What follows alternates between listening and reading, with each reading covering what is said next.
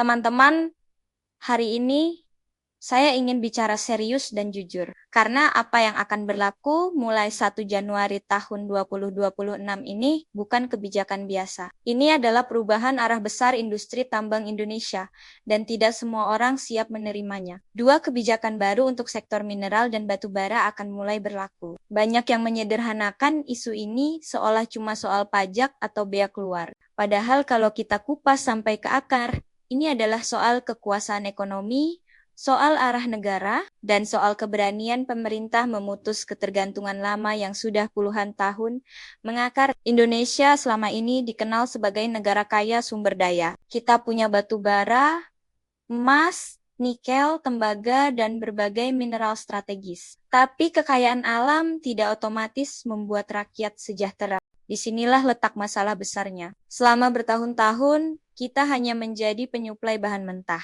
Dunia industri maju menikmati nilai tambah, sementara kita puas dengan status eksportir besar tapi rapuh. Data menunjukkan kontribusi sektor tambang mentah terhadap perekonomian nasional justru menurun, sementara industri pengolahan logam dasar yang berbasis hilirisasi tumbuh signifikan. Artinya, nilai tambah nyata bukan ada di menggali, tetapi di mengolah.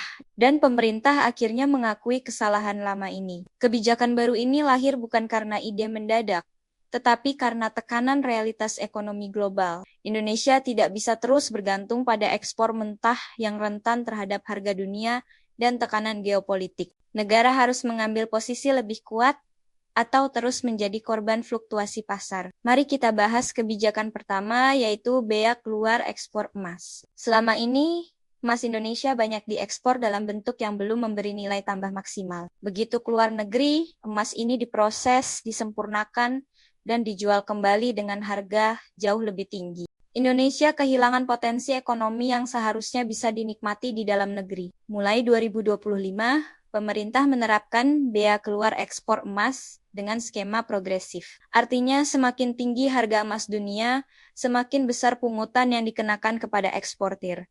Ini bukan hukuman, ini koreksi. Selama harga emas naik, keuntungan besar dinikmati perusahaan. Negara hanya kebagian remah. Sekarang negara mengatakan dengan tegas, kalau kamu untung besar dari emas Indonesia, maka negara juga harus mendapat bagian yang adil. Lebih dari sekadar penerimaan negara, kebijakan ini adalah sinyal keras agar industri emas beralih ke hilirisasi. Kalau kamu punya fasilitas pemurnian di dalam negeri, kamu akan lebih siap menghadapi kebijakan ini.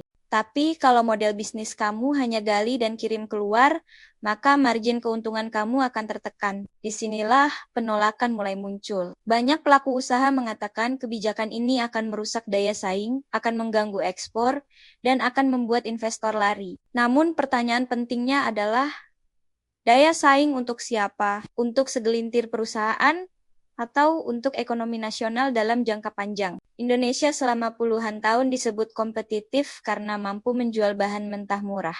Tapi itu bukan keunggulan, itu jebakan. Negara yang hanya unggul di harga murah akan selalu berada di posisi tawar rendah. Sekarang kita masuk ke kebijakan kedua yang jauh lebih sensitif, yaitu rencana bea keluar ekspor batu bara. Batu bara adalah tulang punggung ekspor Indonesia. Banyak daerah hidup dari sini. Banyak konglomerasi besar berdiri di atas komoditas ini. Maka wajar jika kebijakan ini memicu reaksi keras.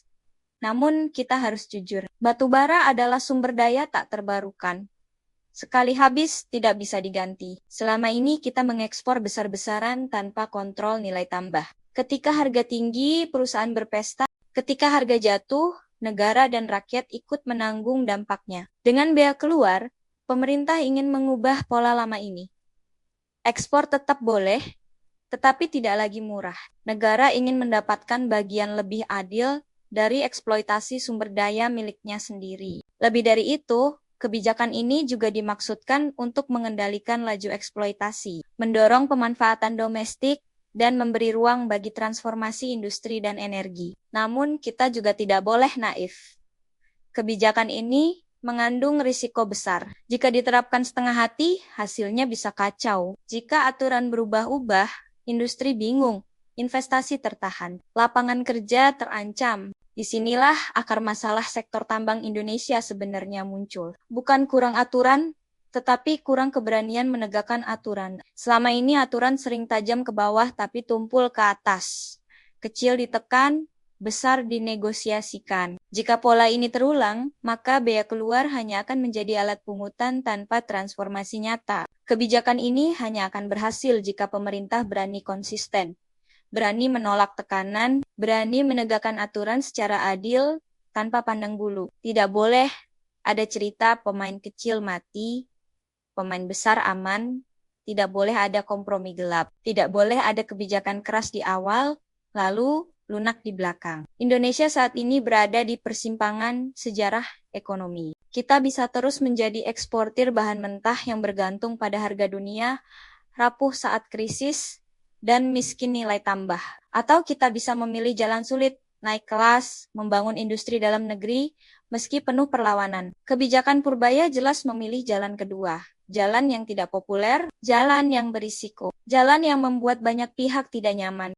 Pertanyaannya sekarang bukan, apakah pengusaha setuju atau tidak. Pertanyaannya, apakah negara cukup berani menyelesaikan apa yang sudah dimulai? Jika konsisten, kebijakan ini bisa menjadi titik balik berakhirnya era tambang mentah Indonesia. Jika gagal, ini hanya akan menjadi kebijakan setengah matang yang menyisakan konflik dan ketidakpastian. Semua mata sekarang tertuju pada implementasi, bukan janji, bukan konferensi pers, tetapi keberanian di lapangan. Dan disitulah masa depan sektor minerba Indonesia akan ditentukan. Kalau menurut kamu kebijakan ini langkah berani atau justru berbahaya?